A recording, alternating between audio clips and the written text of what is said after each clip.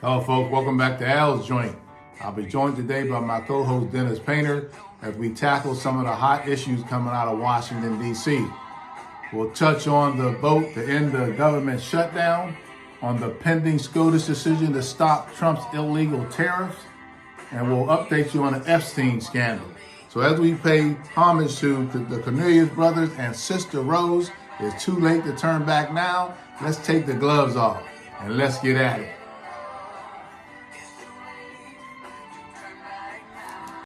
Well, Brother Painter, we're back again. And of course, there's no shortage of madness coming out of Washington this past week and this current week going forward. They're voting as we record to open the government back up. The Senate voted in favor of opening the government back up, and the Congress will be voting today and tomorrow. We'll see how that plays out. I know we have different takes on it. My take has been, although I was hoping that the Republicans would have a heart and maybe come around to seeing what they were doing was killing this country, hurting this country, and keeping food out of the mouths of families, and the layoffs of the federal employees was continuing, and folks were having a difficult time with transportation, flying, to say the least. So my thoughts are, and I've bargained, as have you, hundreds of contracts. And during those contract fights, we put together a plan to fight the boss so that it would benefit the workers in those plants. And sometimes during the course of that fight, you've gotten all you could get. And you had to make a decision. Do we live to fight another day to win the ultimate war, which is to get working class folks as much as they deserve. And I think that we reached that point with this fight. I think that the Senate had made a decision politically based on, if you have a district where you have thousands of federal employees, you have to look at that as a senator because your district elected you, your state elected you. And if you have a state where the majority of your folks receive or don't receive SNAP benefits, then that's not going to affect you as much as may affect another senator. So to me, at some point we had to make a decision. I think it was the correct one at this time. I do believe that some of the earlier senators who jumped on a bandwagon, like Fetterman, that he has to answer to folks, because he was telling folks not to shut the government down before anything came to a head. He has sided with the Republicans right out of the gate. So he can't say that, oh, we needed to open the government. That was his excuse later in the campaign, but he never answered the question, well, why were you willing to vote with the Republicans from day one? So my take on it is that it was time, and we got to hope that the Democrats take this message that they built over the last 2 months to the public and say, the Republicans are the ones that are going to starve children. The Republicans were going to be the ones that keep the planes out of the sky. The Republicans are the ones who are tearing your health care apart, and take that fight into the midterms. Well, you said, we have kind of different take on it, but I want to start with Fetterman. Fetterman first, your Pennsylvania representative.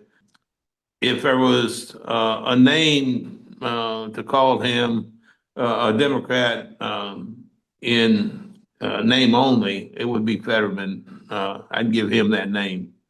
He's been, from the time he was elected, he's been with the Republicans, in my opinion. But he stands out for me of all of those that Democrats and the one independent that voted. Now, in terms of ending the shutdown, not only have you and I negotiated hundreds of contracts, but we've handled strikes as well. And we go out on strike for a primary cause, and that primary cause was important enough for us that people decided that there was going to be some suffering and some sacrifice. There always is in progress. I look at it from this point of view as a negotiator. The Senate Democrats blinked. And it's like sitting across from the table from an employer. When they blink, you know you got them. Any belief that a vote in December on the Affordable Care Act is going to pass, if you believe that that's, or anyone believes that, that's just not going to happen. Yeah, it was something they could say, but the vote will happen, but you know, the end result's going to be what they wanted anyway. I look at it as we should have continued. We had some things in our favor. We had the elections that just went through that were tremendously in our favor. We had momentum. And when you have momentum, you don't put a train in front of that vehicle. You keep that momentum going. We had people behind us supporting us on those issues, and it was concentrated on one particular issue. Now, what did we get? You know, the furloughed federal employees are coming back. Well, that's no big deal. We knew that anyway. Back pay for those that worked. Well, that's not even a negotiable deal. Okay. They worked. They're going to get their money. There was things in there that really they can say we got, but we're going to get anyway. Like the veterans affairs, they're going to fund that. We knew that. They're going to fund the government. Well, okay, we knew that. I mean, these are things that the Democrats, that the senators voted, they should have known. Now, what's troublesome for me is that we took this fight on, and people within the progressive side, the Democratic side, blinked. And it's going to make it more difficult the next time that we take a stand. That means if there's a shutdown, it's going to be longer and more painful. That's generally what happens. We beat them the last time, we'll beat them this time. I'm concerned about that. But there's other pieces in that bill that I'm concerned about as well. But the bottom line was, if I was sitting there as the negotiator, I'd have told them just what I said. The things you're offering, we're going to get them anyway. So you're not really offering me anything. I want the Obamacare Act. That's why we're here. That's why we're out on the streets. And we're going to fight for it. The other side of the coin, and you said it, and you are correct, and I have said it, had to say it to members, is this is it. And I used those exact words, which is the words that you just used. We got to live to fight another day. And I hope that the progressives and the Democrats that were supporting this movement see that. We have to live to fight another day. We can't take and just let our enthusiasm be dwindled because of these 8 people. We can't give up on it. And progress has always been like a seesaw. We go out and fight, we make some progress, we get knocked on our butt. We get up off our butt and we go back and we fight again. I mean, that's how we've been able to make progress in this country. One piece of that bill, though, is that's very, very concerning is that piece where they allow the senators to sue and get up to $500,000 for subpoena their phone records without their knowledge. All that is number one, is a payoff for crooks. They were doing that because those senators were allegedly involved in a cover-up to overthrow the 2020 election, to rig it at the very least. Also, for the future, they now know I can break the law. And if they subpoena my phone records, they got to tell me first, so I have time to cover it up. Or I have time to file an appeal against the subpoena and delay it until after the elections. You do know that they made that retroactive back to 2020. I do. And that's in everything we're seeing. And so that's very, very troublesome if you take a look at that. Why in the world, if you aren't planning something in the future, why in the world would you put that in there? 2020 is gone. It's done. You know, Trump challenged it in over 60 courts, and everyone except for one, which I think was in Pennsylvania, he lost, and it was only a minor detail that he won in Pennsylvania in one of the courts. That's gone.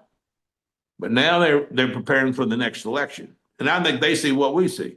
The momentum has swung against Trump. They see him for what he is, which is an idiot for one, but two is he's mentally unstable. And he's leading this country in the wrong direction. I agree with you on those points. I just hope that the fire gets directed at in the direction that it's supposed to be. I think that the folks who are mourning, like they're actually in mourning, they need to step back and understand. Because the other thing about having bargained so many contracts, you also know that there are some votes you're not in a position to change, right? Right. So if I forget his name, King, Senator King, I think he's from one of them, and Fetterman, people have been talking to them for months. I think that to me, that's why it's important for folks to understand the Fetterman, they had some votes immediately to vote to take away the Obamacare. And they had other folks who had to vote in favor of their constituents. So Chuck Schumer, you can take all the heat he want, or you can give him all the heat you want to put on him.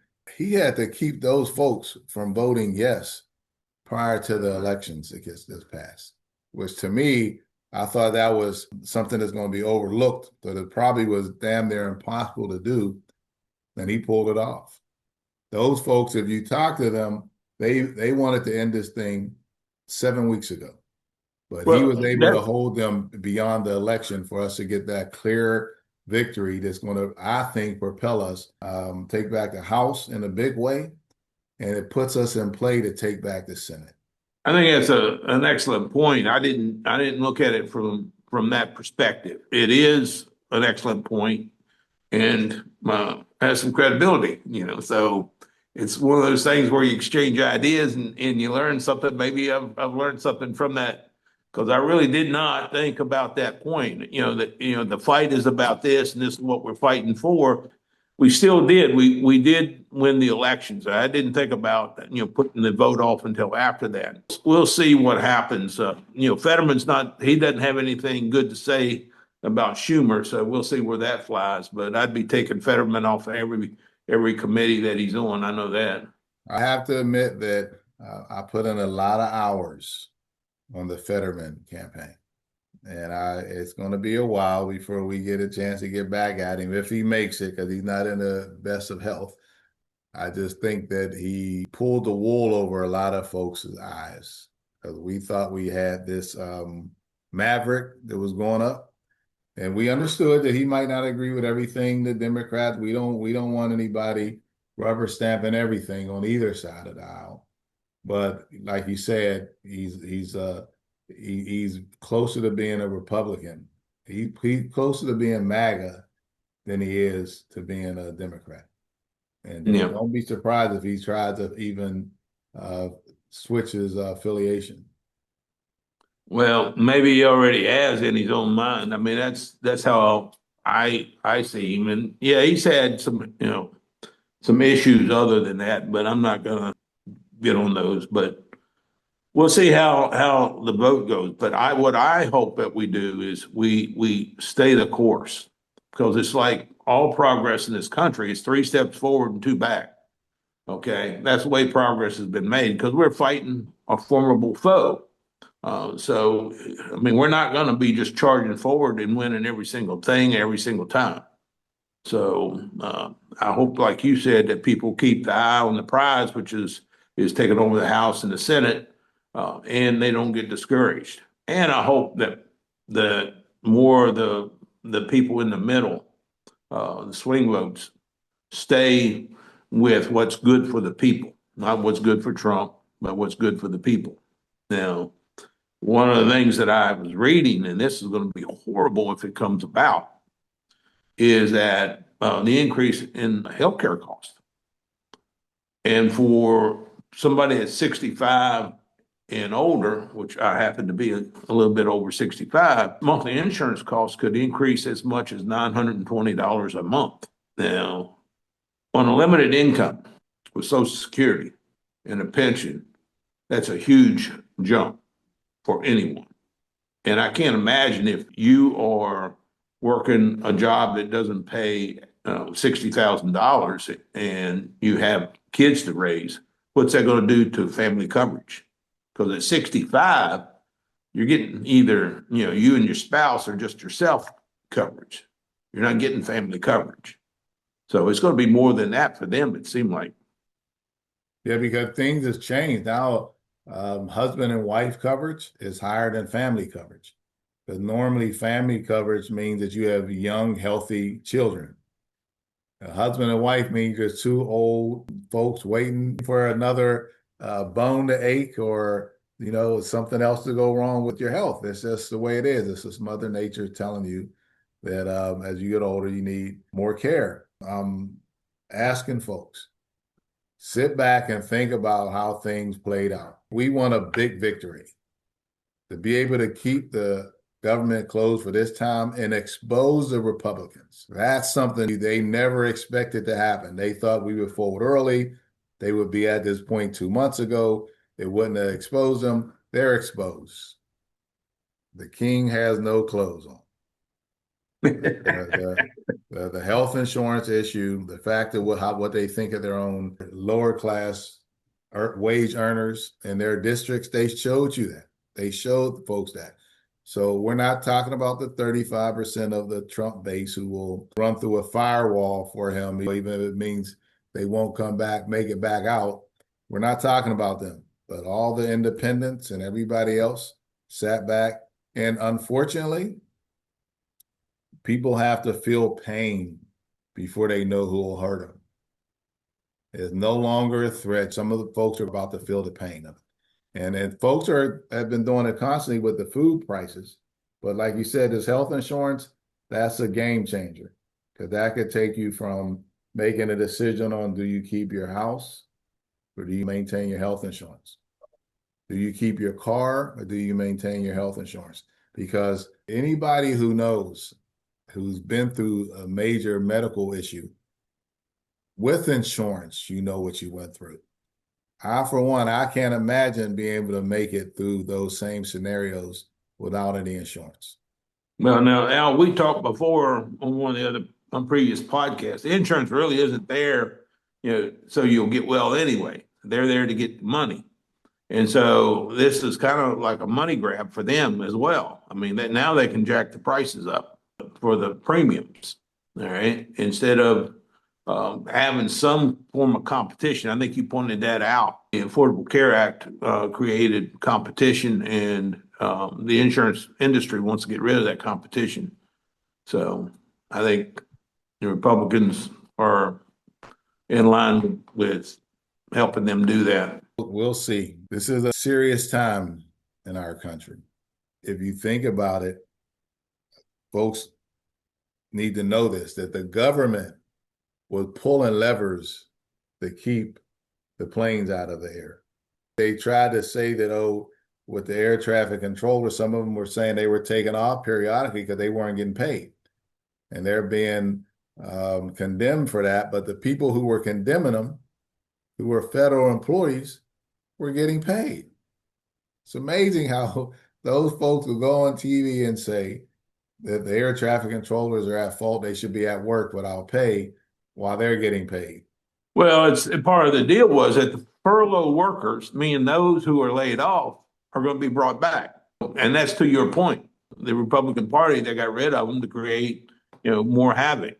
It really showed the American people who has their back and who doesn't. So I think the Democrats have to understand the victory that they've accomplished and make sure they parlay that into a bigger victory in the midterms. And that'll be here just like that. Look how fast this year went by. Before you know it, we'll be in November of 2026, and we'll be taking over Congress. The Supreme Court heard arguments on Trump's ability to create tariffs without approval of Congress. I was watching some of the argument. It looked like that the justices were grilling Trump's representatives pretty hard. But I don't trust the Supreme Court anymore at all. Every legal authority that I've listened to said that it's an open and shut case.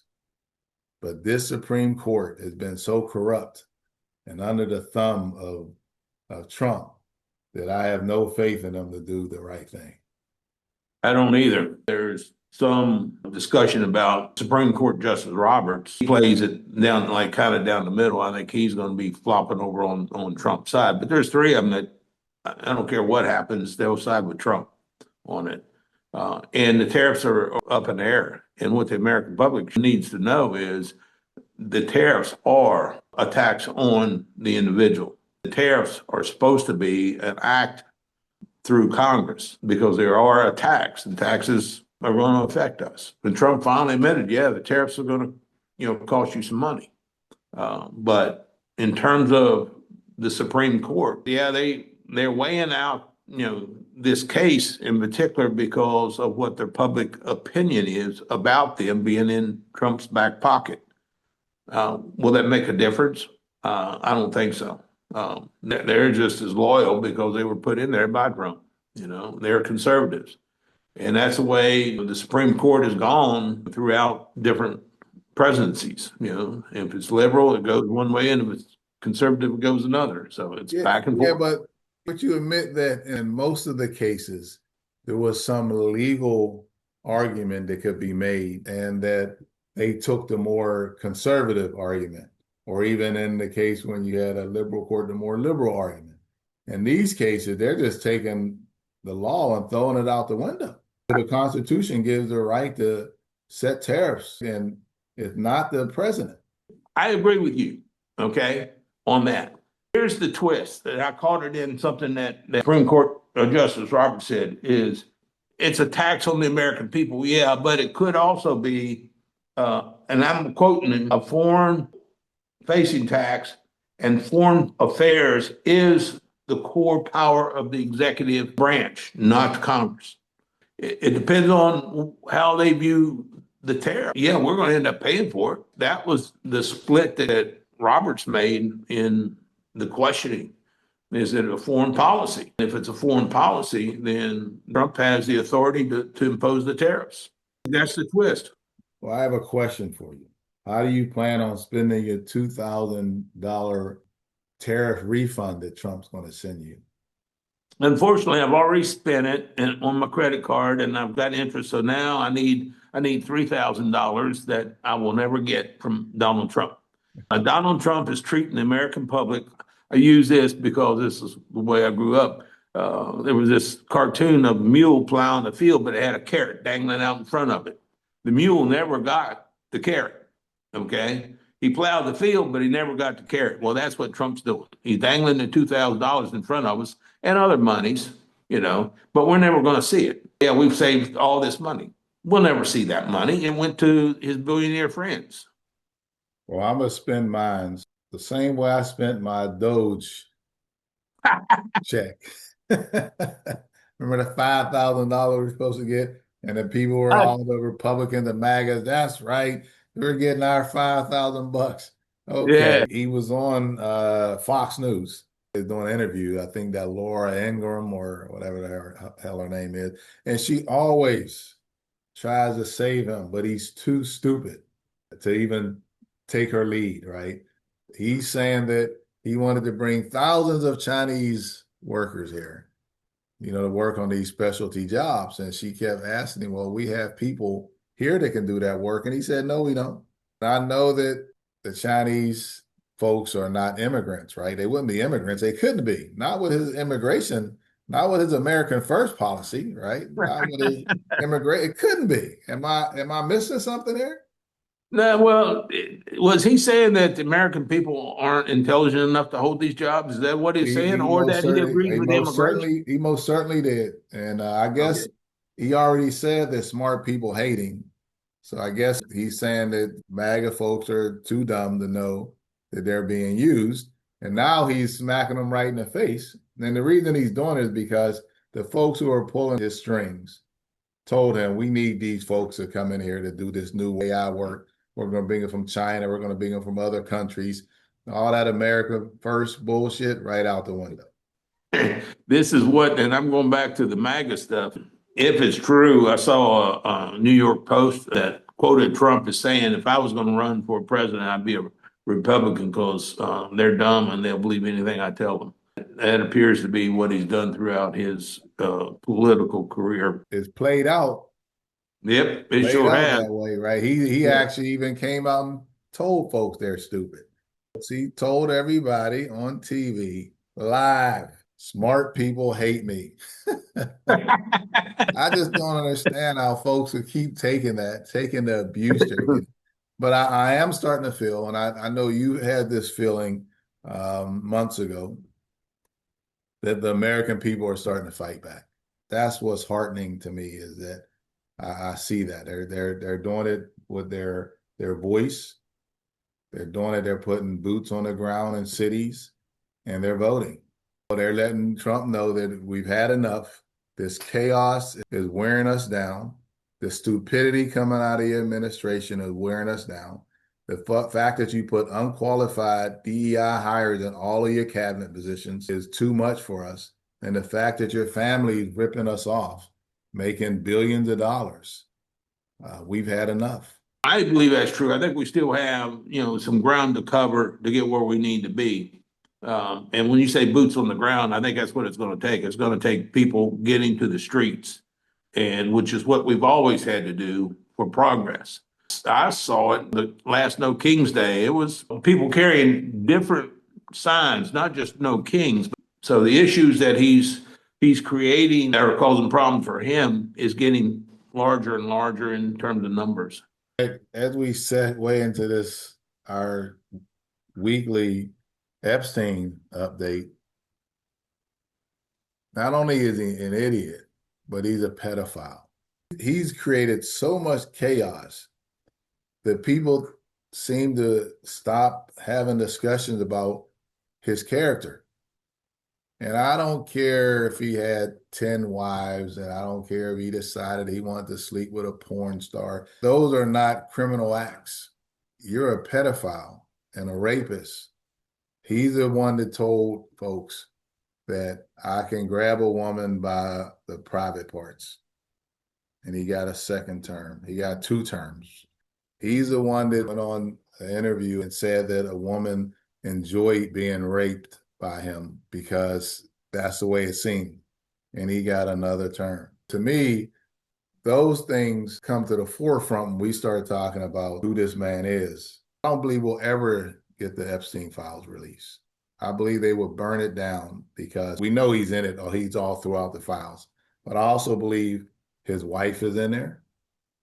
And there's some other folks currently in his administration that are in Epstein file. And that'll be too much for folks to bear. Last representative from Arizona being seated, they got enough votes to have the files at least released to the House. Or you have enough votes to have the vote to say they're going to be released. I don't believe they'll ever be released. Well, what's going to be released, this is my concern. They're going to be so heavily redacted that you're not going to make any sense out of them. What's been released, that's what they've done, is they redacted them. They say to protect the victims, but Trump is claiming that he's the victim, of all this. It's crazy, but I see people are staying on this issue and not letting up. People are realizing that this is real. It's not going away. There needs to be some form of justice. Now, part of the emails that DOJ has implicate that Trump was with an underage girl, knew it, and Epstein was emailing that to Maxwell. So it's there. We know it. These girls need justice, and this thing about being able to traffic underage girls needs to stop, and that people need to be prosecuted. I'm not going to disagree that we will ever see all of the files. But I think it has done him some tremendous damage. I think we need to stay on it. And it will continue to do that. And it will continue to cause the Republican Party some problems. They also know that it'll be a landslide in both the House and the Senate if those files come out before the next election. Trump doesn't care. Other folks keeping those files away. He's in his second term. Nobody's going to impeach him, right? Even if they go through the process, by the time he gets out of office, his term will damn near be over, right? They won't be able to even do that until January of 27 to start the process, right? So I don't think he cares. I believe we're going to make as much money as we can, because this thing doesn't seem to be going in the direction we can. So we're going to grift everything we can, do everything we can right now to enrich ourselves before we move on. I believe that Ghislaine Maxwell is going to be pardoned. She's going to be out of jail. There's nowhere in the world you move her to that country club and you do all that and take that heat not to let her out. Makes no sense. You either got to kill her or you got to release her. One of the two. You can tell by the way she's talking, she's not going to survive in prison. You can tell that's not her makeup. She's a pimp and a pedophile and a seller of young girls. She's not a hardened person who can survive in prison. So when they went and had that discussion with her, she let them know, get me out of here, get me a puppy, get me to a resort, and eventually get me out of here before I let everybody know where all the files are that you don't have. And once again, I have a different view on that. I mean, it lines up with yours, but I still think even if she gets out, her life's in jeopardy because other people, other than Trump, but there's other powerful people that are not willing to take that chance. When I say powerful, powerful in this country, powerful across the ocean. And they're not going to be willing to take that chance. They're going to say, so I can sleep at night, we need to put her to sleep permanently. The folks here are the same way. That's why Epstein's gone.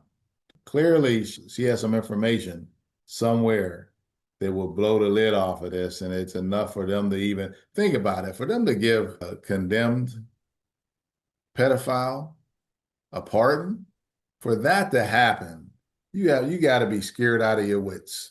Now, I do believe that a deal was cut to get her into the country club. And I do believe what you're saying is that she's going to be pardoned. I'm surprised that it hasn't happened already because I thought she was going to be the next one after Soros, but she wasn't. So they wouldn't have did anything before the elections, right? They knew that in those few elections that was out there, they thought that they had a chance to at least sneak one or two, and they got crushed straight across the board. So I didn't expect anything to happen before those elections played out. it's hard for me to believe that these hidden people can sleep well at night and take the word of someone like Maxwell that she's not going to release files because at some point she might run out of money or at some point she may want more money. The blackmail never stops. So. Well, the one thing is not they have more than enough of is money. People that she dealt with, money is not an option. They fund 100 Maxwells, and what they ran out of was young girls. Money was never an issue. They always had enough of it. Funny how that folks in England said the prince embarrassed them, embarrassed their name, and he was disowned. But here we elect our pedophile to a second term in the White House. I want to make clear, it wasn't me, it wasn't you, but the majority of people, this was majority of the people knew it. They knew he was a felon. And yes, you're right. They still look the other way. I still think the powerful people are going to think, I still will sleep well at night knowing that she doesn't have control over my future. And yeah, they got plenty of money, but control is one of the things that they absolutely crave as well as the money. If they feel like she's got control over their future in some way, I think that they're going to be looking at ways to silence that. And Trump, every time I hear him say, I'm not sending money to New York or I'm not sending money to Chicago, I say, well, somebody just say, you're a damn pedophile. Anytime there's an argument, anytime he insults somebody, he might be Sleepy Joe Biden, but you're a pedophile. You may say Nancy Pelosi was bad for this country, but you're a pedophile and a rapist. They need to actually make him answer those questions. I would just ask a simple question. If my reputation was on the line for being a pedophile, not for being a thief or saying I was unfaithful, but if my reputation for being a pedophile and a rapist, was on the line, I'm going to do everything I can to clear my name and my reputation. Everything.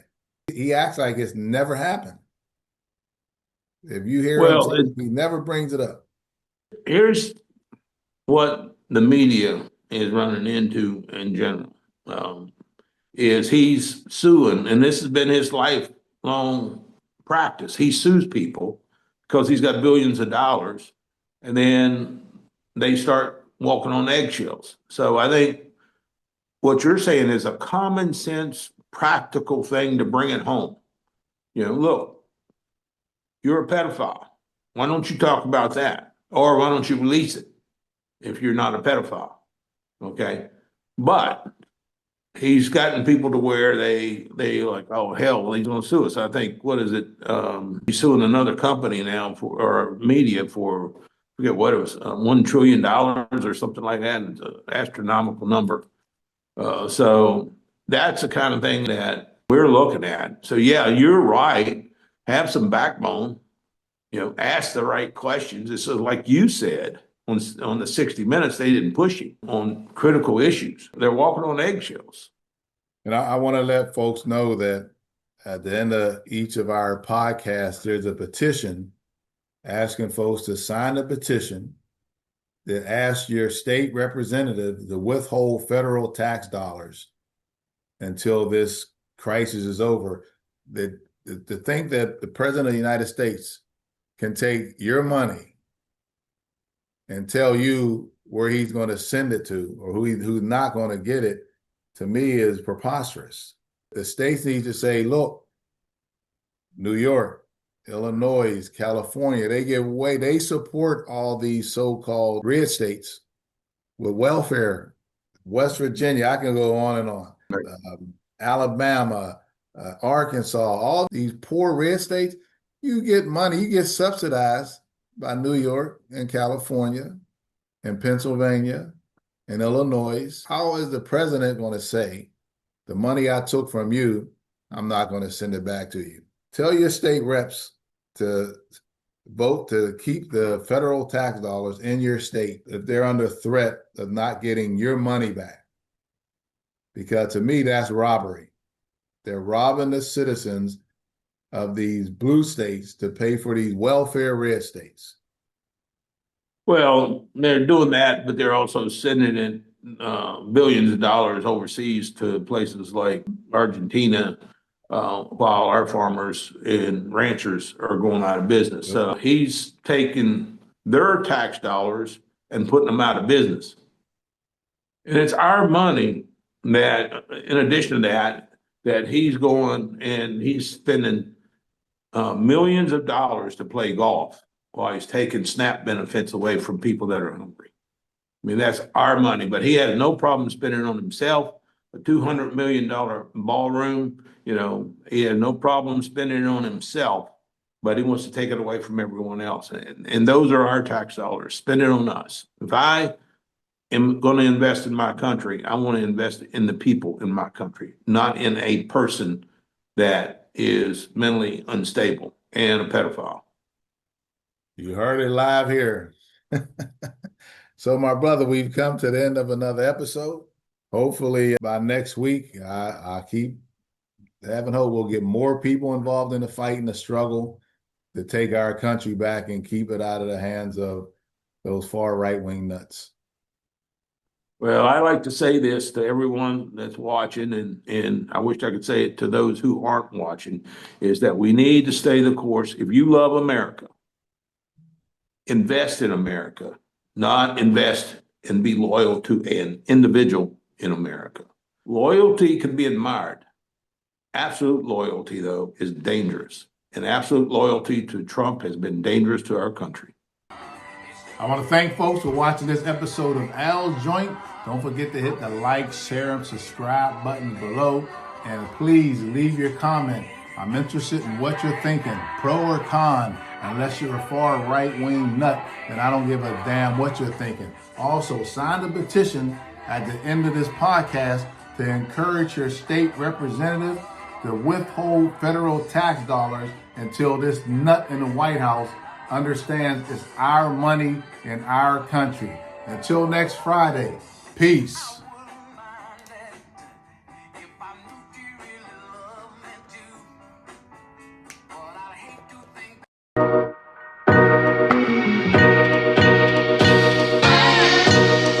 Please be a part of protecting our Constitution. Take a stand and sign the petition now through the link in our description.